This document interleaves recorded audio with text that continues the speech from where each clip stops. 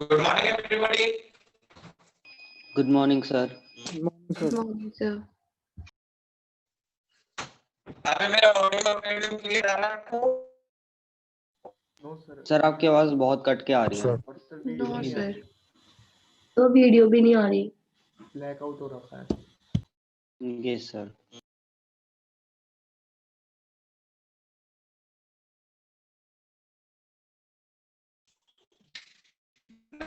की स्पीड बहुत स्लो आ रही है मुझे लगता है। मैं एक बार आप लोग यही रहिए, मैं एक बार दोबारा से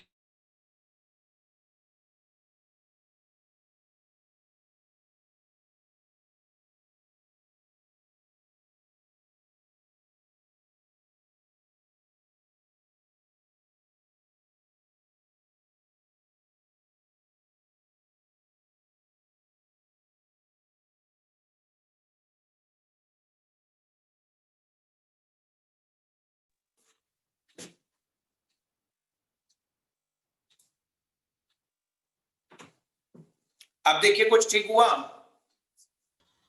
yes sir. Yes sir. Yes sir, अब ठीक है। बिल्कुल ठीक है। यस सर, अभी तक तो बिल्कुल ठीक है। अब ठीक ही रहेगा। चलिए स्टार्ट करते हैं आज की क्लास। कल मैंने आपको शायद वो जो 3 अनयूजुअल बिहेवियर्स थे उनके बारे में लिखवा दिया था। Yes sir. ठीक। सो सब लोग ध्यान से सुनिए। मैं कल, क्योंकि आज की क्लास बहुत ही इंपॉर्टेंट होने वाली है, आज हम एक बहुत इंपॉर्टेंट टॉपिक समझने वाले हैं। लेकिन पहले मैं आपको बता दूं कि हमारा मोनोसेक्राइड्स में ग्लूकोज वाला टॉपिक चल रहा है और ग्लूकोज की केमिकल प्रॉपर्टीज में ऑलरेडी मैं 8 केमिकल प्रॉपर्टीज आपको करवा चुका हूं। केमिकल प्रॉपर्टीज भी एक बार फिर से सुन लीजिए, हमने कौन कौन सी करी थी। सबसे पहले हमने असाइलेशन करी थी। ग्लूकोज ने 5 molecules of acidic anhydride consume करे और एक ग्लूकोज पेंटा एसिडेट बनाया था। फिर हमने ग्लूकोज को के 2 प्रॉपर्टीज एक साथ करी थी। एक हमने उसे NH2OH के साथ रिएक्ट करवाया तो उसने ऑक्साइन बना लिया, और जब हमने उसे हाइड्रोक्सिलअमीन के साथ रिएक्ट करवाया, हाइड्रोक्सिलअमीन के साथ रिएक्ट करवाया तो ऑक्साइन बना लिया, और HCN के साथ रिएक्ट करवाया तो साइनोहाइड्रिन बना लिया। ये दोनों ही प्रॉपर्टीज एल्डिहाइड ग्रुप की प्रॉपर्टीज थी। फिर उसके बाद हमने टॉलेंस और फेलिंग्स टेस्ट भी ऑपरेट करे उसके ऊपर। टॉलेंस रिएजेंट के साथ रिएक्ट करने पे एक शाइनी सिल्वर मिरर की फॉर्मेशन हुई, और फेलिंग्स रिएजेंट के साथ वाटर बाथ में हीट करने पे रेड PPD भी बना। This again indicated the presence of carbonyl group in glucose. इन सारे रिएक्शन से हमें चीजें जस्टिफाइड हो रही हैं कि ग्लूकोज के अंदर एल्डिहाइड भी है, ग्लूकोज के अंदर अल्कोहल भी है। ठीक है। फिर उसके बाद हमने रिएक्शन करा ऑक्सीडेशन। ऑक्सीडेशन में मैंने आपको माइल्ड ऑक्सीडेशन ब्रोमीन वाटर से करवाई और स्ट्रॉन्ग ऑक्सीडेशन कॉन्सेंट्रेटेड HNO3 से। ये याद रखिएगा, जब हमने ब्रोमीन वाटर से माइल्ड ऑक्सीडेशन करा तो glucose was converted to a monocarboxylic acid called gluconic acid. Bromine water ने ऊपर के एल्डिहाइड ग्रुप को ऑक्सीडाइज करके COH बना दिया, लेकिन नीचे के किसी भी अल्कोहल को उसने इफेक्ट नहीं करा। ठीक है, तो मोनोकार्बोक्सिलिक एसिड ग्लूकोनिक एसिड मिला। लेकिन जब हमने कॉन्सेंट्रेटेड HNO3 से ऑक्सीडाइज करवाया तो concentrated HNO3 being a very strong oxidizing agent, उसने ऊपर वाले एल्डिहाइड को भी ऑक्सीडाइज करके एसिड में कन्वर्ट कर दिया और नीचे वाले प्राइमरी अल्कोहल को भी ऑक्सीडाइज करके एसिड में कन्वर्ट कर दिया। लेकिन कॉन्सेंट्रेटेड HNO3 कभी कीटोनिक ग्रुप को, कभी सेकेंडरी अल्कोहल्स को ऑक्सीडाइज नहीं करता। ठीक है। सो डाइकार्बोक्सिलिक एसिड मिला, जिसका नाम याद रखिएगा सैकरिक एसिड होता है। सही है। उसके बाद हमने एक रिएक्शन देखा था, reduction. That was a very important reaction again. Concentrated HI हमने यूज करा था। Concentrated HI is a very very strong reducing agent. एक इतना स्ट्रॉन्ग रिड्यूसिंग एजेंट है जो ऑक्सीजन सारे एब्स्ट्रैक्ट आउट कर लेता है। तो जब हमने ग्लूकोज को कॉन्सेंट्रेटेड HI से रिएक्ट करवाया तो ग्लूकोज वाज कन्वर्टेड टू N-हेक्सेन। मतलब बस 6 कार्बन की एक स्ट्रेट चेन रह गई, उसमें हाइड्रोजन लगे हुए थे, कोई भी ऑक्सीजन नहीं था। ठीक है। So these were the reactions जो हमने कल करे थे। और ये सभी रिएक्शंस अगर हम सही टर्म्स में बोलें तो ये सभी रिएक्शंस एक्सपेक्टेड रिएक्शंस थे, जो हम एक्सपेक्ट भी कर रहे थे कि ग्लूकोज को देने भी चाहिए थे, क्योंकि ग्लूकोज के अंदर एल्डिहाइड और अल्कोहलिक ग्रुप होता है, और ये सभी रिएक्शन एल्डिहाइड या अल्कोहलिक ग्रुप के थे। लेकिन इनके अलावा कुछ और भी तो रिएक्शंस थे जो ग्लूकोज को देने चाहिए थे, वो रिएक्शन ग्लूकोज ने नहीं दिए। और कुछ ऐसा बिहेवियर जो ग्लूकोज को नहीं शो करना चाहिए था वो ग्लूकोज ने शो करा। तो वो सब अनयूजुअल बिहेवियर के अंदर हमने पढ़ा। 3 अनयूजुअल बिहेवियर आप याद रखिए।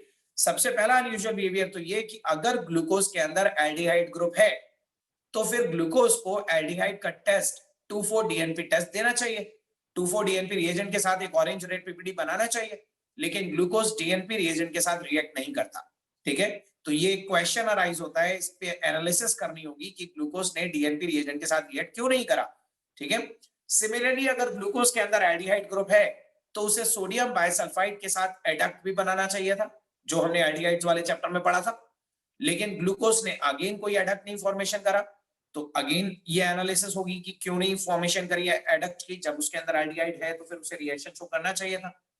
और तीसरा सबसे इंपॉर्टेंट अनयूजुअल बिहेवियर हमने ये देखा कि ग्लूकोज को अगर आप दो अलग अलग टेम्परेचर्स पे रिक्रिस्टलाइज करेंगे तो आपको दो अलग अलग टाइप के क्रिस्टल्स मिलेंगे जो डिफरेंट मेल्टिंग पॉइंट और डिफरेंट ऑप्टिकल रोटेशन शो करेंगे। ये बहुत ही अनयूजुअल बात है। देखिए, एक ही सब्सटेंस को दो अलग अलग टेम्परेचर पे बना रहे हैं हम, और वो दो अलग अलग मेल्टिंग पॉइंट शो कर रहा है, दो अलग अलग रोटेशन शो कर रहा है। सब्सटेंस तो एक ही है, हम बना तो हर बार ग्लूकोज ही रहे हैं, और ग्लूकोज एक क्रिस्टलाइन सॉलिड होता है, उसके मेल्टिंग पॉइंट में एक शार्पनेस होनी चाहिए, एक शार्प मेल्टिंग पॉइंट होना चाहिए, शार्प बॉइलिंग पॉइंट होना चाहिए। लेकिन ये देखा गया कि जब आप ग्लूकोज के क्रिस्टल्स को 30 डिग्री सेल्सियस पे रिक्रिस्टलाइज करते हैं तो जो आपको ग्लूकोज मिलता है वो तो मेल्टिंग पॉइंट शो करता है 146 डिग्री सेल्सियस का और ऑप्टिकल रोटेशन 111 डिग्री की। लेकिन जब हम उन्हीं ग्लूकोज के क्रिस्टल्स को 98 डिग्री सेल्सियस पर रिक्रिस्टलाइज करते हैं तो जो हमें ग्लूकोज के क्रिस्टल्स मिलते हैं वो मेल्टिंग पॉइंट शो करते हैं 150 डिग्री का। पहले आ रहा था 146, अब आया 150, तो मेल्टिंग पॉइंट में चेंज आया। At the same time optical rotation change हो गई। पहले वाला जो ग्लूकोज था वो 111 डिग्री की ऑप्टिकल रोटेशन शो कर रहा था, लेकिन बाद में जो ग्लूकोज था वो 19.2 डिग्री की ऑप्टिकल रोटेशन शो करने लगा। तो ये अनयूजुअल था कि एक ही सब्सटेंस दो अलग अलग टेम्परेचर्स पे रिक्रिस्टलाइज करने पे दो अलग अलग मेल्टिंग पॉइंट या दो अलग अलग ऑप्टिकल रोटेशन क्यों शो कर रहा है। और अगर कर भी रहा है तो उसके बाद हमने एक और अनयूजुअल बिहेवियर देखा कि ये जो दो फॉर्म्स ऑफ ग्लूकोज हमें मिली, उन्हें जब हम पानी में डिसॉल्व करते हैं तो after dissolving in water the value of their optical rotation changes. जो 111 डिग्री के एंगल से लाइट को राइट पर रोटेट कर रहा था, जब हमने उसे पानी में डिसॉल्व करा तो पानी में डिसॉल्व करते ही उसकी ऑप्टिकल रोटेशन चेंज हो गई टू 52.5 डिग्री। ठीक है, जो 111 डिग्री से 52.5 डिग्री हो गई। और जो क्रिस्टल्स 19.2 डिग्री की रोटेशन शो कर रहे थे, उन्हें भी जब हमने पानी में डिसॉल्व करा तो उनकी भी ऑप्टिकल रोटेशन चेंज हो गई 52.5 डिग्री। तो किसी भी सब्सटेंस की ऑप्टिकल रोटेशन वाटर में डिसॉल्व करने पे चेंज नहीं होनी चाहिए, लेकिन अगर फिर भी चेंज हो गई तो इस प्रोसेस को म्यूटा रोटेशन कहते हैं। हमें इस म्यूटा रोटेशन को भी जस्टिफाई करना है, और ये सारे अनयूजुअल बिहेवियर आज की क्लास में हम जस्टिफाई करेंगे। एक बहुत ही लेंथी और बहुत ही डिटेल्ड एक्सप्लेनेशन आपको मैं देने वाला हूं, आपको सिर्फ सुनते रहना है ध्यान से। पहले बताइए, कल के सारे टॉपिक्स आपको समझ में आ गए? अब तक कोई डाउट तो नहीं है? No sir. No sir. देखिए, अब तक हमने ग्लूकोज का क्या स्ट्रक्चर देखा, अब तक हम क्या मानकर चल रहे हैं कि ग्लूकोज क्या होता है, वो एक बार देखिए।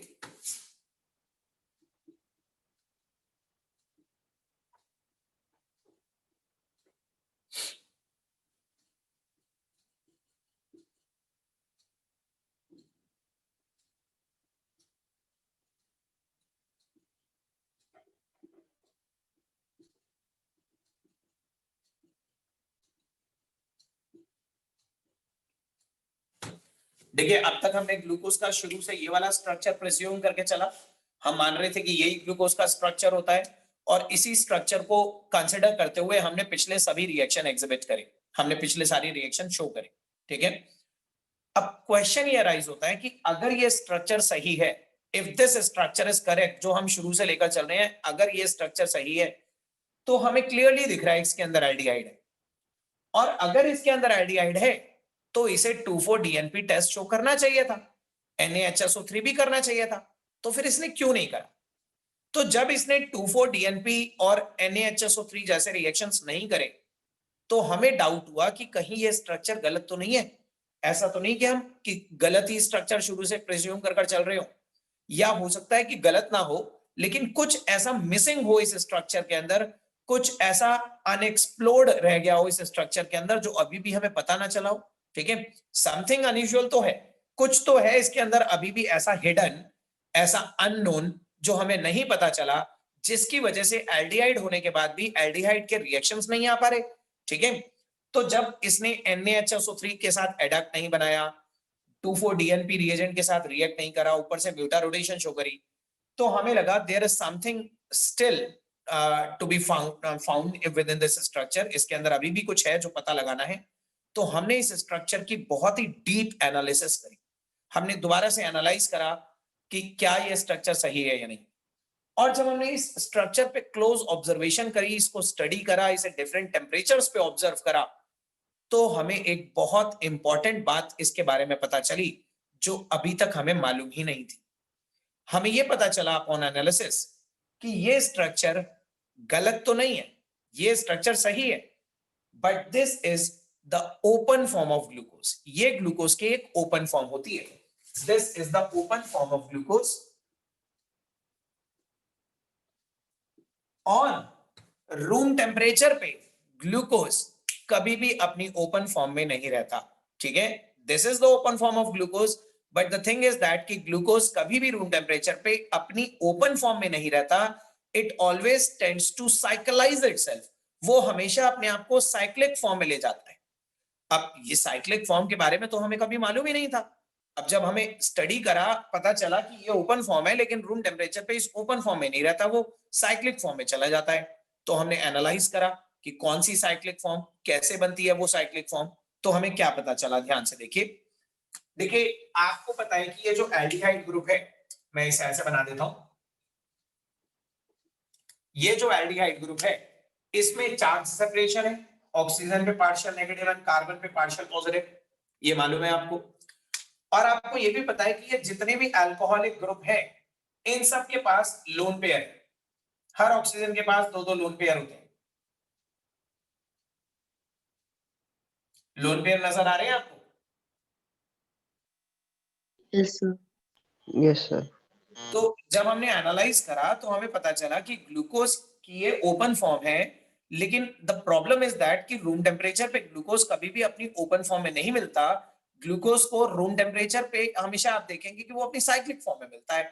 तो वो साइक्लाइज कैसे होता है वो मैं आपको समझा रहा हूं। देखिए, मेरी एक्सप्लेनेशन के टाइम पे आप लोगों के माइंड में कुछ डाउट अराइज होंगे। जब मैं कुछ बातें बोलूंगा तो आपके माइंड में कुछ डाउट अराइज होंगे। आपको लगेगा कि हम पूछ लें अभी, लेकिन आप मत पूछिएगा। आप सिर्फ उन्हें लिख लीजिएगा कहीं रफ में। जब मेरी बात पूरी खत्म हो जाए उसके बाद पूछिएगा अगर आपका कोई डाउट हो तो। ठीक है, बीच में मत टोकिएगा, क्योंकि उससे फ्लो खराब होगा। मेरे को बहुत लंबी बात बतानी है आपको। ठीक है, सो ग्लूकोज का जब हमने एनालाइज करा, हमें क्या पता चला कि ग्लूकोज अपनी ओपन फॉर्म में नहीं रहता, वो अपनी साइक्लिक फॉर्म में रहता है। तो हमें ये फाइंड आउट करना था कि ये साइक्लिक फॉर्म कौन सी होती है और कैसे बनती है। तो देखिए क्या पता चला, हमें ये पता चला कि ग्लूकोज का जो कार्बन नंबर 5 है, 1 2 3 4 5, कार्बन नंबर 5 पे ये जो ऑक्सीजन है आप देख रहे हैं, इसके पास लोन पेयर है। और जैसे ही इन लोन पेयर ने देखा कि ऊपर कार्बन पे पार्शियल पॉजिटिव है, तो इस ऑक्सीजन ने अपने इलेक्ट्रॉन के थ्रू इस पॉजिटिव पे अटैक कर दिया। और अगर ये ऑक्सीजन, कार्बन नंबर 5 का ऑक्सीजन अपने लोन पेयर के थ्रू इस कार्बन पे अटैक कर देता है, अगर ये कार्बन नंबर 5 का ऑक्सीजन अपने लोन पेयर के थ्रू इस कार्बन नंबर 1 पे अटैक कर देता है, तो कार्बन नंबर 1 की एक वैलेंसी ज्यादा हो जाएगी। तो ये कार्बन नंबर 1 क्या करेगा, ऊपर डबल बॉन्ड में से एक बॉन्ड तोड़ देगा। अब जैसे ये डबल बॉन्ड में से एक बॉन्ड टूटेगा तो इस ऑक्सीजन की वैलेंसी कम हो जाएगी। तो क्या होगा कि ये वाला जो H है, ऑक्सीजन अपना H निकाल के उसे दे देगा।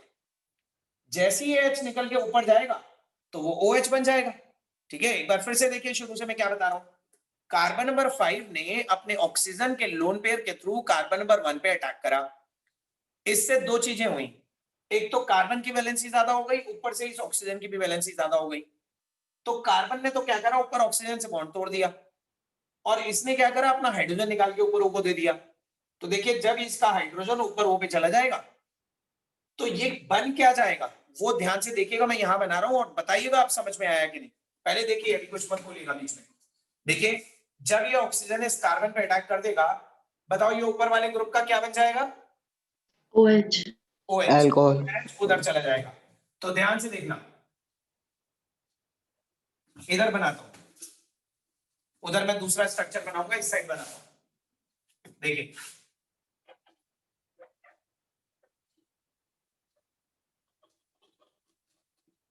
ये कार्बन नंबर 5 है, इस कार्बन नंबर 5 ने सीधे कार्बन नंबर 1 पे अटैक कर दिया। तो अगर इस कार्बन नंबर 5 ने कार्बन नंबर 1 पे अटैक कर दिया तो ये पूरा एक बॉन्ड बन जाएगा, ठीक है। और कार्बन नंबर 1 पे ऊपर OH हो चुका था, वो OH मैंने इधर कर दिया, और ये जो पीछे वाला H है वो इधर है। ये वाला जो H है ना पीछे वाला, वो अभी भी वहीं पे है, और जो ऊपर OH हो गया था उसे मैंने आगे कर दिया ताकि मैं ऊपर से ये बॉन्ड बना सकूं। ये कार्बन नंबर 2 अभी भी वैसा ही है, ये कार्बन नंबर 3 अभी भी वैसा ही है, कार्बन नंबर 4 अभी भी वैसा ही है, और इस कार्बन पे पीछे हाइड्रोजन वो भी आपको दिख रहा है। तो सब कुछ वैसा ही है। आप अगर इसका फॉर्मूला चेक करें तो ये भी C6H12O6 है। हमने इसमें से कुछ कम नहीं करा, कुछ ज्यादा नहीं करा, बस एक रीअरेंजमेंट हुई, ठीक है। एक बार फिर से देखिए, कार्बन ने अपने ऑक्सीजन के लोन पेयर के थ्रू जब इस कार्बन पे अटैक करा तो साइक्लाइजेशन हो गई, और जो एल्डिहाइड ग्रुप था वो आप कह सकते हैं ये वाला एल्डिहाइड और ये वाला अल्कोहल मिलकर, ध्यान से सुनिएगा जो मैं बोल रहा हूं, ये वाला एल्डिहाइड और ये वाला अल्कोहल मिलकर एक साइक्लिक ईथर बना लेते। This is a cyclic ether, ROR। तो दो अलग अलग फंक्शनल ग्रुप थे एल्डिहाइड और अल्कोहल, लेकिन जब वो साइक्लाइजेशन में एंटर करते हैं तो उनके कॉम्बिनेशन से बन जाता है एक साइक्लिक ईथर। और अब आप देखिए, आपको एल्डिहाइड ग्रुप नजर नहीं आएगा, एल्डिहाइड ग्रुप हेडर हो गया, लेकिन उस एल्डिहाइड ने नीचे वाले एक अल्कोहल के साथ मिलकर साइक्लिक ईथर बना दिया। तो ग्लूकोज एक्चुअली इस साइक्लिक फॉर्म में कन्वर्ट हो जाता है। ये सब क्यों हुआ, कैसे हुआ, वो सब मैं बताऊंगा अभी आपको, सुनते जाइए। तो एनालिसिस पे ये पता चला कि रूम टेम्परेचर पे ग्लूकोज अपनी ओपन फॉर्म में नहीं रहता, बल्कि tends to cyclize itself by attack of carbon number 5 पे लगा हुआ जो ऑक्सीजन है वो अटैक कर देता है कार्बन नंबर 1 पे, और इस तरह की साइक्लाइजेशन हो जाती है।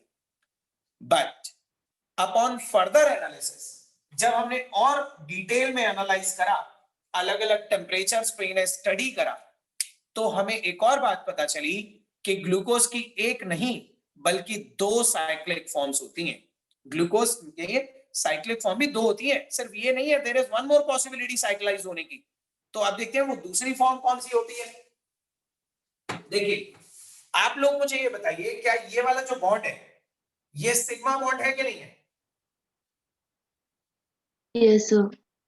और Yes, क्या sir. सिग्मा बॉन्ड में रोटेशन अलाउड होती है? आपने 11th में पढ़ा था। Yes, sir, होती है। मतलब अगर दो कार्बन के बीच में सिग्मा बॉन्ड है तो सिग्मा, एक कार्बन को पकड़ के आप दूसरे कार्बन को घुमा सकते हो, लेकिन अगर पाई बॉन्ड होता है, डबल आ जाता है, तो आप रोटेट नहीं कर सकते ना। तो आपको याद है सिंगल बॉन्ड में रोटेशन अलाउड होती है। Yes sir.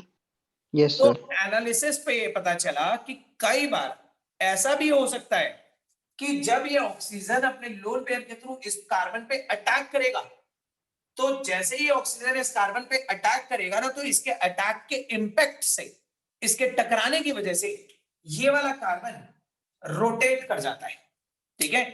जैसे ही इसने अटैक करा तो इसके अटैक की वजह से, इसके टकराने की वजह से इस कार्बन में रोटेशन आ जाती है, ये वाला कार्बन घूम जाता है, और जैसे ये घूम जाएगा तो ये वाला जो H लेफ्ट में है, ये वाला H राइट में भी जा सकता है, ठीक है। तो देखिए ये हो जाता है एक पॉसिबिलिटी साइक्लाइजेशन के बाद। जब ये साइक्लाइज होने के लिए अटैक करेगा, तो अटैक करते वक्त अगर इस सिंगल बॉन्ड के अलोंग रोटेशन हो गई, तो रोटेशन होने से ये जो एल्डिहाइड का H इधर है, ये H उधर भी अलाइन हो सकता है। तो एक साइक्लिक फॉर्म ये भी मिल सकती है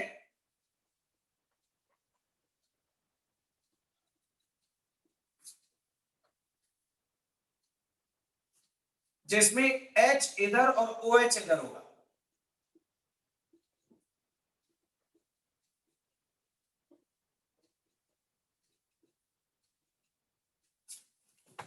इसमें आप देखिए एक साइक्लिक फॉर्म ये है जिसमें सिर्फ कार्बन नंबर 1 पे डिफरेंस है। यहाँ पे कार्बन नंबर 1 पे OH राइट में है और वहां पे कार्बन नंबर 1 पे OH लेफ्ट में, ठीक है। वो इसलिए क्योंकि जब ऑक्सीजन ने इस पे अटैक करा तो चांसेस हैं कि इस कार्बन के अलोंग रोटेशन हो गई, और रोटेशन होने की वजह से ये वाला H राइट में अलाइन हो गया और जो ऊपर का OH है वो लेफ्ट में चला गया। तो सिर्फ इतना डिफरेंस होता है कि साइक्लिक फॉर्म्स भी दो होती हैं, एक वो साइक्लिक फॉर्म जिसमें कार्बन नंबर 1 पे OH लेफ्ट में अलाइन होगा और एक ये साइक्लिक फॉर्म जिसमें कार्बन नंबर 1 पे OH राइट में अलाइन होगा। ये वाली जो साइक्लिक फॉर्म होती है ना, ये लो टेम्परेचर पे क्रिस्टलाइज करने से बनती है, क्योंकि लो, ये देखो ये वाला जो OH है और ये वाला H, इनके बीच में इंटरमॉलिक्यूलर हाइड्रोजन बॉन्डिंग हो सकती है।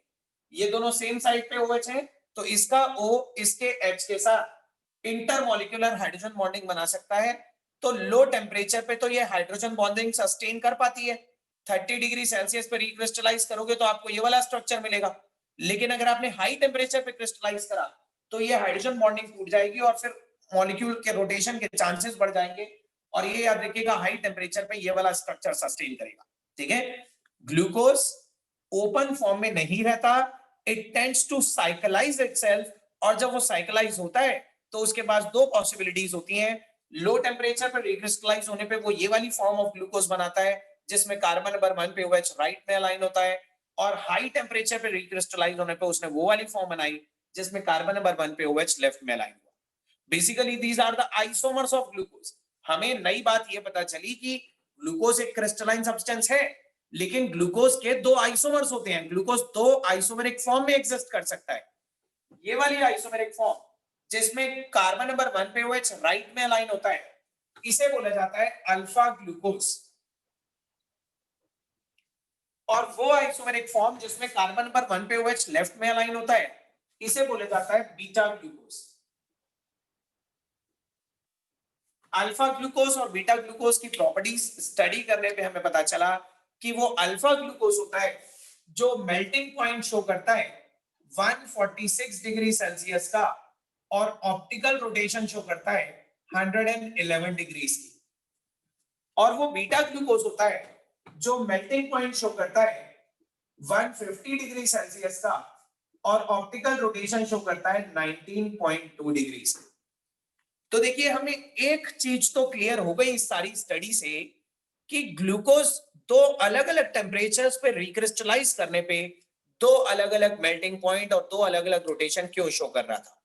जब हमने उसे लो टेम्परेचर पे रिक्रिस्टलाइज करा तो हमें अल्फा फॉर्म ऑफ ग्लूकोज के क्रिस्टल्स मिले, और जब हमने हाई टेम्परेचर पे रिक्रिस्टलाइज करा तो हमें बीटा फॉर्म ऑफ ग्लूकोज के क्रिस्टल्स मिले, और ये दोनों आइसोमर्स होते हैं एक दूसरे के। आप लोगों ने लोअर क्लासेस से यही पढ़ा है कि isomers are the compounds of same isomers are the compounds which have same molecular formula but different structural formula and hence different physical properties. Isomers का structural formula क्योंकि अलग अलग होता है इसलिए उनकी physical properties अलग अलग होती है। तो दो अलग अलग melting point और दो अलग अलग rotation आना अब justified हो गया क्योंकि दो isomers बने, और isomers अलग अलग melting point और अलग अलग rotation show करते हैं। ठीक है, तो हमें एक चीज तो क्लियर हो गई कि ग्लूकोज दो अलग अलग मेल्टिंग पॉइंट दो अलग अलग रोटेशन क्यों शो कर रहा था। अभी भी बहुत कुछ है समझने के लिए, कुछ क्वेश्चंस आपके माइंड में भी हैं, वो भी मैं बता रहा हूं, पहले पूरी बात सुनिए। हमें ये क्लियर हो गया कि ग्लूकोज ने दो अलग अलग मेल्टिंग पॉइंट क्यों शो करे, दो अलग अलग ऑप्टिकल रोटेशन क्यों शो करी, क्योंकि दो अलग अलग टेम्परेचर्स पे रिक्रिस्टलाइज करने पे हमें उसके दो डिफरेंट आइसोमर्स मिले। अब हमें दूसरी बात ये क्लियर करनी थी कि जब हमने इस ग्लूकोज को पानी में डिसॉल्व करा तो इसकी ऑप्टिकल रोटेशन चेंज क्यों हो गई, 57.5 डिग्री पे चली गई इसकी ऑप्टिकल रोटेशन जो पहले 111 थी। उसको भी जब हमने पानी में डिसॉल्व करा तो उसकी भी ऑप्टिकल रोटेशन चेंज हो गई, वो भी 57.5 डिग्री से लाइट को रोटेट करने लगा। उसका रीजन बहुत सिंपल पता ये चला कि जब हम अल्फा ग्लूकोज को पानी में डिसॉल्व करते हैं, मान लीजिए हम इसे वाटर में डिसॉल्व करते हैं, तो वाटर में डिसॉल्व होने पे ये बॉन्ड हाइड्रोलाइज्ड हो जाता है। वाटर में ये प्रॉपर्टी होती है कि इस रिंग को तोड़ देता है, और जैसे ये रिंग टूटेगी ये वापस अपनी ओपन फॉर्म में आ जाएगा। ठीक है, तो वाटर में हाइड्रोलाइज होने पे ये ओपन फॉर्म में ट्रांसफर हो जाता है। दूसरी तरफ अगर हम इस वाले ग्लूकोज को पानी में डिसॉल्व करते हैं तो ये भी वाटर से हाइड्रोलाइज हो जाएगा, रिंग टूट जाएगी, और रिंग टूट गई तो ये भी ओपन फॉर्म में आ जाएगा। और ओपन फॉर्म तो दोनों के लिए कॉमन है ना, ये भी, इसकी भी ओपन फॉर्म यही है, इसकी भी ओपन फॉर्म यही है। तो वाटर में डिसॉल्व करने पे क्या हुआ, ये अल्फा और बीटा फॉर्म वाटर से हाइड्रोलाइज हो गए और दोनों वापस अपनी इस ओपन फॉर्म में कन्वर्ट हो गए, और ये ओपन फॉर्म होती है जो ऑप्टिकल रोटेशन शो करती है 52.5 डिग्री का। तो ये जो अल्फा ग्लूकोज था ये पानी में डिसॉल्व होने पे इसकी रिंग हाइड्रोलाइज्ड हो जाती है, it is transform to the open chain structure और ओपन चेन 52.5 डिग्री की रोटेशन शो कर रही है। उधर वो बीटा ग्लूकोज है, उसे भी जब हमने पानी में डिसॉल्व करा वो भी वाटर से हाइड्रोलाइज हो गया, जब उसकी रिंग खुली तो वो भी इसी ओपन फॉर्म में कन्वर्ट हुआ और ओपन फॉर्म में आने पे ये 52.5 डिग्री की रोटेशन शो करने लग जाती है। तो हमें म्यूटा रोटेशन का कॉज भी समझ में आ गया। हमें तीसरा वाला अनयूजुअल बिहेवियर तो पूरा समझ में आ गया कि ग्लूकोज ने दो अलग अलग मेल्टिंग पॉइंट और दो अलग अलग रोटेशन क्यों शो करे और वाटर में डिसॉल्व होने पे उसकी ऑप्टिकल रोटेशन चेंज क्यों हो रही थी। अब हमें यह समझना रह गया कि चलिए ये तो समझ में आ गया कि दो अलग अलग मेल्टिंग पॉइंट क्यों शो हुए या दो अलग अलग ऑप्टिकल रोटेशन क्यों शो हुई, लेकिन फिर वो 2,4-DNP टेस्ट क्यों नहीं दिया उसने ग्लूकोज ने, या NaHSO3 के साथ रिएक्ट क्यों नहीं करा। तो देखिए मैंने आपको बताया ग्लूकोज रूम टेम्परेचर पे अपनी ओपन फॉर्म में नहीं रहता, वो साइक्लिक फॉर्म में रहता है। और अगर ग्लूकोज साइक्लिक फॉर्म में रहता है तो साइक्लिक फॉर्म में क्या इसके अंदर एल्डिहाइड दिख रहा है? हमें कोई एल्डिहाइड नहीं दिख रहा है, एल्डिहाइड तो कन्वर्ट हो गया ईथर में, एल्डिहाइड हिडन हो गया। और क्योंकि ग्लूकोज अपनी साइक्लिक फॉर्म में रहता है और उसके अंदर उसका एल्डिहाइड ग्रुप हिडन हो जाता है, इसलिए वो एल्डिहाइड वाले 2,4-DNP टेस्ट और NaHSO3 जैसे रिएक्शन नहीं शो कर पाया। बट फिर क्वेश्चन ये राइज होता है कि अगर ग्लूकोज इसी फॉर्म में रहता है और एल्डिहाइड हिडन होने की वजह से वो 2,4-DNP नहीं शो कर पाया या NaHSO3 के साथ एडप्ट नहीं बना पाया, तो फिर उसने टॉलेंस ऑफ हेलिंग्स क्यों शो कर दिए, फिर उसने HCN के साथ साइनोहाइड्रिन क्यों बना लिया और NH2OH के साथ ऑक्साइन क्यों बना लिया? फिर तो उसे एल्डिहाइड का कोई भी रिएक्शन नहीं शो करना चाहिए था। लेकिन हमने कुछ रिएक्शन तो ऑलरेडी करे जो एल्डिहाइड वाले थे, तो वो वाले रिएक्शन क्यों आ गए? उसका रीजन ये है कि कुछ रिएजेंट ऐसे होते हैं जो आप एक्वस मीडियम में यूज करते हो। HCN वाला रिएक्शन, NH2OH वाला reaction, Tollens reagent, Fehling's reagent, ये सब water as a solvent contain करते हैं। इन सभी में water as a solvent use करा जाता है और क्योंकि वाटर की प्रेजेंस होती है उन रिएक्शंस में, तो जब आप टॉलेंस करोगे, फेलिंग्स करोगे, NH2OH के साथ करोगे, HCN के साथ रिएक्ट करोगे, तो वाटर की प्रेजेंस की वजह से ये रिंग पहले हाइड्रोलाइज हो जाएगी और अपनी ओपन फॉर्म में आ जाएगी, एल्डिहाइड रीजनरेट हो जाएगा और फिर वो टेस्ट देगा। लेकिन जो रिएजेंट इसकी रिंग को ओपन नहीं कर पाएंगे, जैसे 2,4-DNP उसमें वाटर नहीं होता, ठीक है, NaHSO3 उसमें भी वाटर नहीं होता, तो वो जो रिएजेंट है वो इसकी रिंग को हाइड्रोलाइज नहीं कर पाते और जब तक ये रिंग हाइड्रोलाइज नहीं होगी, ओपन फॉर्म में नहीं आएगी, तब तक एल्डिहाइड रीजनरेट नहीं होगा और तब तक एल्डिहाइड वाला टेस्ट नहीं आएगा। देखो ये तो फैक्ट है कि इसके अंदर एल्डिहाइड है, बस वो हिडन हो गया है। अब ये रिएजेंट पे डिपेंड करता है आपके कि अगर रिएजेंट इसकी रिंग को ओपन कर पाया तो वो एल्डिहाइड वाला टेस्ट दे देगा और अगर रिएजेंट इसकी रिंग को ओपन नहीं कर पाया तो वो एल्डिहाइड वाला टेस्ट नहीं देगा। तो जो टेस्ट एल्डिहाइड वाले आए वो इसलिए आए क्योंकि उन रिएजेंट्स ने इसकी रिंग को हाइड्रोलाइज करके इसे ओपन फॉर्म में कन्वर्ट कर दिया होगा, और जो टेस्ट एल्डिहाइड वाले नहीं आए वो इसलिए नहीं आए क्योंकि वो इसके रिंग को ओपन नहीं कर पाए।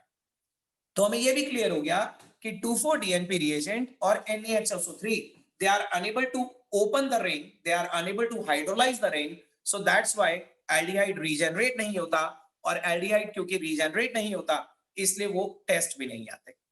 तो ये तीनों अनयूजुअल बिहेवियर तो मैंने तो अपनी तरफ से समझा दिए, अब आपके डाउट्स होंगे वो मैं क्लियर करूंगा। लेकिन एक बहुत ही इंपॉर्टेंट डाउट जो आपके माइंड में आया होगा मेरी स्टार्टिंग की एक्सप्लेनेशन को सुन के, वो भी मैं क्लियर कर दूं कि अगर ग्लूकोज अपने आप को साइक्लिक फॉर्म में ले जाना चाहता है और अगर इसके लोन पेयर ने इस पॉजिटिव को देखकर इस पे अटैक कर दिया, तो फिर ये अटैक इस कार्बन नंबर 5 के ऑक्सीजन से ही क्यों हुआ? लोन पेयर तो इसके पास भी थे, इसके पास भी थे और इसके पास भी थे, ऐसा क्यों नहीं हुआ कि इसने ही अटैक कर दिया या इसने ही अटैक कर दिया या इसने ही अटैक कर दिया?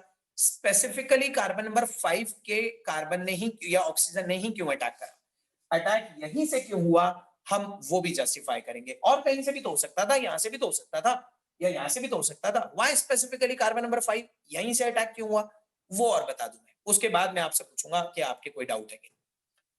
देखिए अगर ऑक्सीजन, ये वाला ऑक्सीजन अपने लोन पेयर के थ्रू अटैक करता है इस पे, तो आप देखिए ये जो रिंग्स बन रही हैं ये 6 मेंबर्ड रिंग्स हैं। These are the 6 membered rings. आप देखिए 6 मेंबर कैसे हैं, 1 2 3 4 5, 5 तो कार्बन है और छठा मेंबर है ऑक्सीजन। 6 मेंबर्ड रिंग, जैसे आप ऐसे बना सकते हो, आप देखो जरा ध्यान से, this is a 6 membered ring. ये देखिए ये 6 मेंबर्ड रिंग है कि नहीं है, इसमें 5 कार्बन है और एक ऑक्सीजन है, तो इस वाले ऑक्सीजन से अटैक करने से बनेगी 6 मेंबर्ड रिंग। अगर यहां से अटैक होता तो बनती 3 मेंबर्ड रिंग, अगर यहां से अटैक होता तो बनती 4 मेंबर्ड रिंग, यहां से अटैक होता तो बनती 5 मेंबर्ड रिंग, और यहां से अटैक होता तो बनती 7 मेंबर्ड रिंग। यानी कि ग्लूकोज अपने आप को स्पेसिफिकली 6 मेंबर्ड रिंग में ही ले जाना चाहता है, इसीलिए उसने यहां से अटैक करा। तो 6 मेंबर्ड रिंग्स में ही क्यों ले जाना चाहता है, देखिए उसका रीजन समझिए। क्लास 11th में हम लोगों ने पढ़ी थी VSEPR थ्योरी, जिसमें हमने पढ़ा था कि कार्बन अपने आसपास के सारे बॉन्ड्स को 109.5 डिग्री के टेट्राहेड्रल एंगल पे रखना चाहता है in order to minimize the repulsions. Carbon के जब भी 4 बॉन्ड बनते हैं तो उसकी हमेशा कोशिश रहती है कि वो टेट्राहेड्रल एंगल अटेन करे, तभी वो स्टेबल होगा। अगर 109.5 डिग्री का एंगल होना चाहिए उसके बॉन्ड्स में, अगर आप 109.5 डिग्री से पास लाएंगे, मान लीजिए ये है, अगर आप इन्हें पास लाएंगे तो पास लाने से इनके बीच में रिपल्शन बढ़ेगा, और अगर आप इन्हें दूर ले जाएंगे 109.5 डिग्री से तो ये पीछे से दूसरे के पास आ जाएंगे, वहां से रिपल्शन बढ़ेगा। तो ये हमने ऑलरेडी पढ़ रखा है कि कार्बन के आसपास चारों बॉन्ड 109.5 डिग्री के होते हैं, तभी वो स्टेबल रहता है। अब आप सुनिए ध्यान से, आप इमेजिन करो अगर इस ऑक्सीजन ने अटैक कर दिया होता यहां पे, तो इस ऑक्सीजन के अटैक करने से एक 3 मेंबर्ड रिंग बनती, इस तरह का कुछ स्ट्रक्चर आता, और इस 3 मेंबर्ड रिंग में ये वाला जो एंगल है ये 60 डिग्री हो जाता। कार्बन से निकलने वाले दो बॉन्ड्स 60 डिग्री अपार्ट हो जाते। 60 degree is a very strained angle, क्योंकि हमें तो चाहिए 109.5 डिग्री का एंगल। 60 डिग्री पे तो बहुत स्ट्रॉन्ग बॉन्ड पे रिपल्शन होंगे, जिससे क्लियरली ये पता चलता है कि 3 मेंबर्ड रिंग्स हाईली अनस्टेबल होंगी, तो 3 मेंबर्ड रिंग तो नहीं बनेगी। अब अगर इसने अटैक करा ऑक्सीजन ने तो 4 मेंबर्ड रिंग बनेगी। 4 मेंबर्ड रिंग कुछ इस तरह की होगी देखने में। 4 मेंबर्ड रिंग में भी ये जो एंगल है ये 90 डिग्री का होगा। Even 90 degree is a strained angle. हमें चाहिए कितना, हमें चाहिए 109.5 डिग्री। इससे कम भी अनस्टेबल है, इससे ज्यादा भी अनस्टेबल होता है। तो देखिए ये तो हाईली अनस्टेबल था, ये भी अनस्टेबल है, ठीक है, तो ये भी नहीं बनेगा, इसमें भी स्ट्रेन होगा, बॉन्ड पे रिपल्शन होगी। फिर हमने सोचा इससे अटैक कर देखते हैं। अगर ये ऑक्सीजन अटैक करेगा तो एक पेंटागन टाइप की रिंग बनेगी, 5 मेंबर्ड रिंग बनेगी, जो इस तरह की नजर आएगी आपको। 5 मेंबर्ड रिंग, एक 5 मेंबर्ड रिंग में भी ये जो एंगल होता है ये 108 डिग्रीज का होता है। 108, अब देखिए काफी क्लोज आ गए। हमें चाहिए 109.5 डिग्री का, और यहां से अटैक होता तो 108 डिग्री हो सकता था एंगल, लेकिन अभी भी परफेक्ट एंगल तो नहीं है, अभी भी इसमें स्ट्रेन है। 1.5 डिग्री की अभी भी कमी है एंगल में, ठीक है, तो इसका मतलब ये रिंग्स भी स्लाइटली अनस्टेबल है। 4 मेंबर्ड और 3 मेंबर्ड रिंग के कंपैरिजन में 5 मेंबर्ड रिंग स्टेबल है, लेकिन पूरी तरह से स्टेबल नहीं है, इसमें भी थोड़ा बहुत स्ट्रेन तो चल रहा होगा। अब जब हमने इस ऑक्सीजन से अटैक करा तो इस ऑक्सीजन से अटैक करने पे मिली एक 6 मेंबर्ड रिंग, जो मैं दोबारा बनाता हूं आपके साथ। देखिए जब ये ऑक्सीजन अटैक करेगा ना तो आपको एक 6 मेंबर्ड रिंग मिलेगी।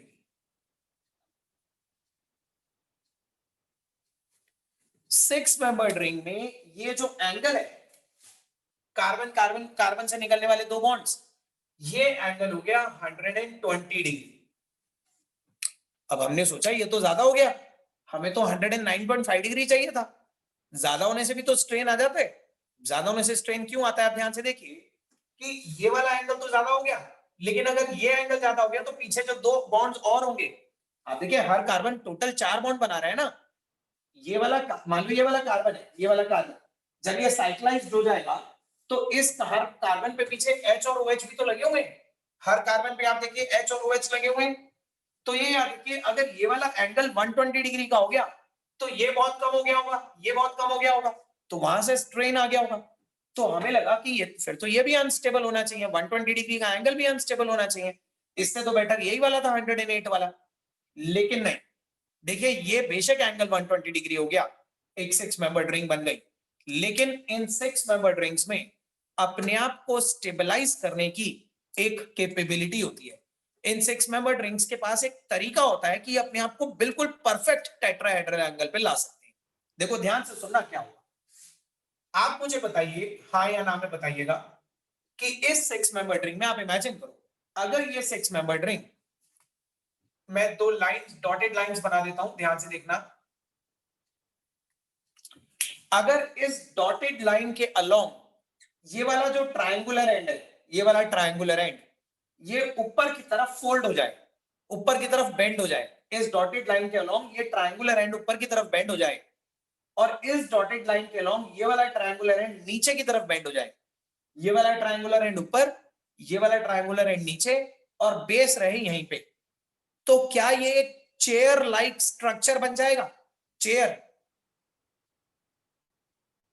आप सब लोग हैं, मैं इतनी देर से बोल रहा हूं, या यस सर हैं। अगर ये वाला एंड ऊपर की तरफ मुड़ जाए और ये वाला एंड नीचे की तरफ मुड़ जाए तो क्या एक चेयर लाइक स्ट्रक्चर बन जाएगा, लाइक दिस?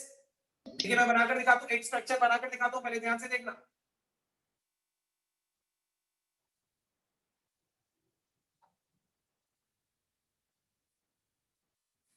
अगर ये वाला एंड ऊपर मुड़ जाए और ये वाला ट्रायंगुलर एंड नीचे मुड़ जाए तो कुछ इस तरह का चेयर लाइक पैटर्न बनेगा।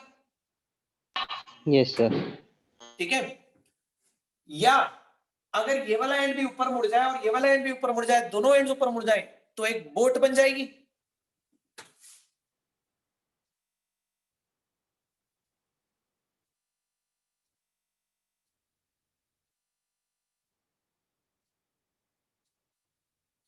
बताइए, अगर दोनों एंड ऊपर फ्लिप हो गए तो बोट, और एक एंड ऊपर एक एंड नीचे फ्लिप हो गया तो चेयर।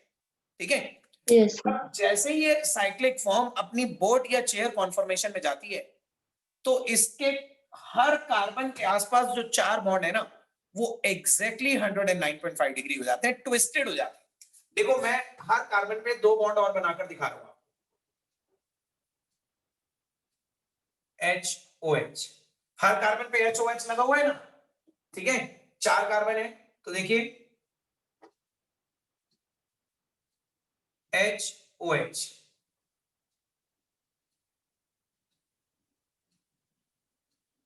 HOH, HOH, और लास्ट वाले कार्बन पे HCH2OH लगा हुआ है। अब जो पोर्शन में डार्क कर रहा हूं ना, उस डार्क वाले पोर्शन को देखना।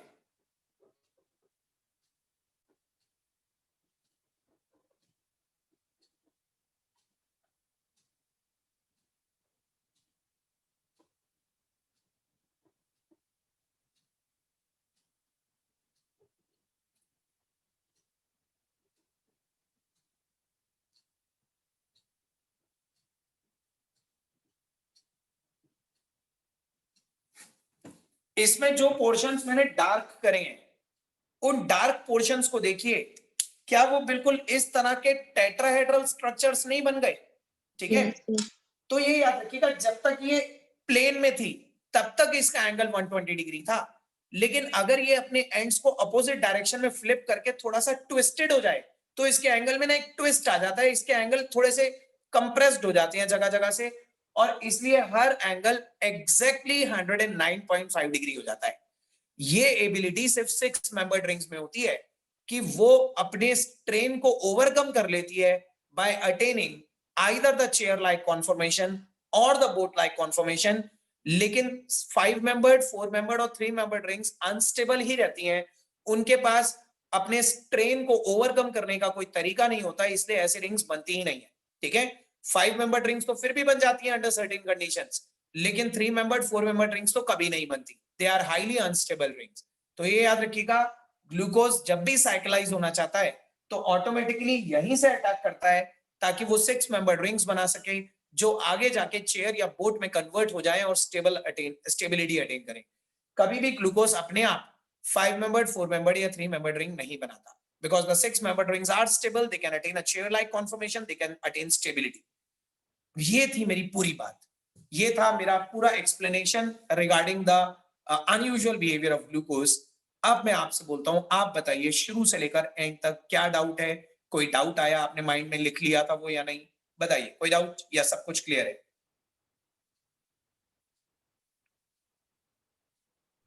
सर एक बार ना ये वाला बता दो कि ये जो आपने ये जो साइक्लिक स्ट्रक्चर्स बनाए थे ये साइड में लेफ्ट और राइट में, सर इसके अल्फा और बीटा वाले एंगल्स बता दो एक बार फिर से।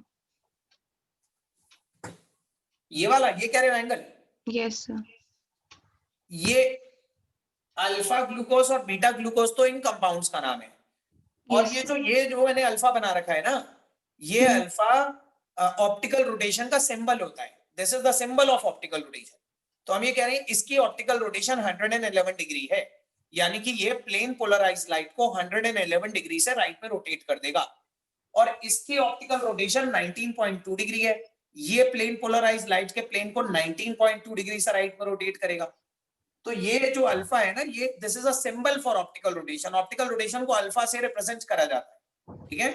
तो इसकी ऑप्टिकल रोटेशन 19.2 डिग्री है, ये तो हमें याद रखनी है। इतने एंगल्स ये पीपीएल को राइट में टिल्ट कर देता है। आपको याद है पीपीएल ऑप्टिकल रोटेशन टिल्ट करना वो सब? Yes sir, yes sir. ठीक है? और ये 111 डिग्री से एंगल को राइट में टिल्ट कर देता है। तो ये इनकी ऑप्टिकल रोटेशन की वैल्यूज हैं जो पहले अलग अलग थी, लेकिन पानी में डालने पे दोनों की ऑप्टिकल रोटेशन 52.5 डिग्री हो गई। यस सर, वही मेरे को पूछना था कि मैं भूल गई कि आपने क्या बताया था कि ये ऐसा क्यों होता है। अब क्लियर है? और किसी देखो, बहुत बड़ी एक्सप्लेनेशन दी मैंने आधे घंटे तक। किसी को भी कोई डाउट हो, बीच में कुछ डाउट आया हो, मैंने बोला था आप लिख लेना। कोई भी चीज आपको नहीं समझ में आई कि 2,4-DNP क्यों नहीं दिया, NaHSO3 के साथ क्यों नहीं रिएक्ट करा, पहले तो कर गए थे टॉलेंस ऑफ वेलेंस के साथ, या कुछ भी, तो बताइए। कोई डाउट है तो बताओ। सर जो आपने बोट का स्ट्रक्चर बताया था सर, उस वो शो करेगा या सर चेयर वाला? नहीं नहीं, बोट और चेयर दोनों स्टेबल होते हैं। तो मैंने अच्छा, इसमें भी टेट्राहेड्रल बनेगा हर जगह, इसमें भी आप हर जगह टेट्राहेड्रल बना सकते हैं। तो वो चेयर भी अटेन कर सकता है, बोट भी अटेन कर सकता है, डिपेंडिंग ऑन द कंडीशंस। अब चेयर और बोट के बारे में अभी यहां इससे रिलेटेड मत पढ़ो, ये तो मैंने आपको बता दिया। आपको स्कूल में तो कुछ नहीं बताया जाएगा, आपको नहीं बताएंगे कि क्यों बनी ये 6 मेंबर रहेंगी, ठीक है? ये चेयर और बोट मैंने आपको एडिशनल बता दिया, आप याद रखो, वरना स्कूल में तो आपको कहेंगे रट लो ये बन जाती है। आपके स्कूल में हुआ भी होगा। आप बताओ म्यूटा रोटेशन पढ़ाया भी है या नहीं, और पढ़ाया है तो क्या एक्सप्लेनेशन दी है? नहीं पढ़ा है सर। नहीं सर, इतना नहीं पढ़ा। नहीं पढ़ाया क्या मतलब? ये आपके सिलेबस में है थोड़ी ना, डिलीट हुआ है। नहीं सर मतलब बताया था बट इतना सर डीप रट नहीं। ने बोल दिया कि ऐसे ऐसे है, हो गया यही पढ़। हाँ, तो ये डिटेल्स है। ऐसे मतलब हर चीज रटी नहीं जाती ना, मैं आपको रटवाऊंगा तो आप भूल जाओगे। अब आपको समझ में आ गई, अब आपको याद रहेगी ये चीज। तो बताइए किसी को कोई डाउट है तो। सर हाँ ईवा, सर जो आपने लेफ्ट में स्ट्रक्चर बनाया है तो ये वाला? वो यस सर। सर हमें बताया था कि ये कोई साइक्लिक हेमिएसिकल स्ट्रक्चर बनाता है। ईवा, आपकी आवाज थोड़ी सी ना क्लियर नहीं आ रही, थोड़ा और क्लियरली बोलो। सर अब आ रही है? आप बिल्कुल सही आ रही है। पहले कैसे बोल रहे थे? सर वो पहले एयरपोर्ट से बोल रही थी तो उसमें थोड़ा वो आती है, आप डिस्टर्बेंस बताओ, आती है। अब आप ठीक। बताइए। हाँ। सर तो उसमें हमें बताया था कि हेमिएसिटल कोई साइक्लिक हेमिएसिटल स्ट्रक्चर बनता है। हेमिएसिटल वो है, उसके साथ रिएक्ट करने पे, जब आप अल्कोहल्स के साथ रिएक्ट करोगे, वो आपको उसकी केमिकल प्रॉपर्टी में बताया होगा एक। अच्छा, मुझे लगा इसमें था कि नहीं, हेमिएसिटल्स नहीं तो तब बनते हैं जब हम एल्डिहाइड को अल्कोहल से रिएक्ट करवाते हैं। पहले हेमिएसिटल और फिर एसिटल। वो केमिकल प्रॉपर्टी में कुछ करवाया होगा, साइक्लिक के साथ ही कोई केमिकल प्रॉपर्टी करवाई होगी। ओके सर, हाँ ठीक है। आप देखो, अगर आपके पास रजिस्टर है स्कूल का, खोल कर देखो, क्लियर कर लो। सर वही होगा, मैं कंफ्यूज हो गई इसमें। फिर भी मैं चेक देखना, कर एक बार मुझे बताना। इसको नहीं बोला हुआ है हेमिएसिटल, ये हेमिएसिटल ओके नहीं सर। है, ठीक है? और सर शिफ्ट टेस्ट क्या होता है? शिफ्ट टेस्ट एल्डिहाइड्स का एक बहुत ही कंफर्मेटरी टेस्ट होता है, जिसमें हम शिफ्ट रिएजेंट यूज करते हैं, जो एक कॉम्प्लेक्स होता है जिसका नाम होता है रोजेनेलिन हाइड्रोक्लोरिक एसिड। शिफ्ट रिएजेंट का जो नाम होता है वो होता है रोजेनेलिन हाइड्रोक्लोरिक एसिड। और कोई भी एल्डिहाइड शिफ्स रिएजेंट के साथ पिंक कलर प्रोड्यूस करता है। कोई भी एल्डिहाइड शिफ्स रिएजेंट के साथ पिंक कलर प्रोड्यूस करता है।